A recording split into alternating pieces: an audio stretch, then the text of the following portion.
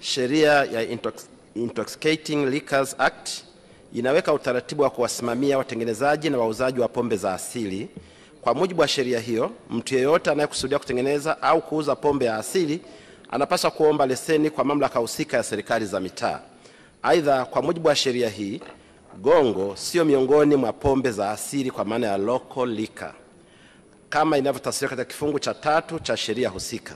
Mheshimiwa Spika, pombe aina ya gongo, machozi ya simba, moshi au umeme kama inavyotafsiriwa na kifungu cha 2 cha sheria ya kudhibiti utengenezaji wa pombe za asili sura 384 Traditional Liquor Control of Distillation Act inaweza kutengenezwa ikiwa mtengenezaji ana leseni inayotolewa kwa mujibu wa kifungu cha 19 cha sheria ya kudhibiti pombe za asili sura 384.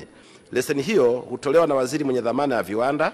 Aidha, ni kosa la jinai kuzalisha pombe ya asili ikiwemo gongo bila leseni.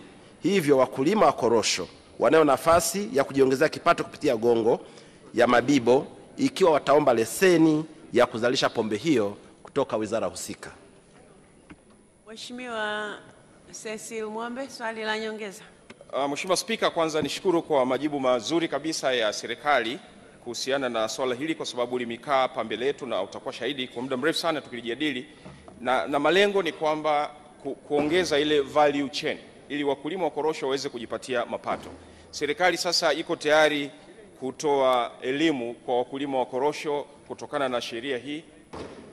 Mheshimiwa Naibu Waziri, majibu. Mheshimiwa Spika, ni kweli serikali iko tayari kupitia Wizara ya Viwanda na Biashara. Mara kadhaa tumemsikia waziri akitoa ufafanuzi hapa. SIDO wanayo idara ya elimu kwa ajili ya kutumia teknolojia inayoweza kuongeza thamani katika mazao mbalimbali yanayozalishwa na wananchi wetu. Kwa hiyo wakulima wa jimbo lako wanaweza wakatumia fursa hiyo ili kujiimarisha, wakafanya kitu ambacho kinakubalika kwa mujibu wa sheria. Asante Mheshimiwa Spika.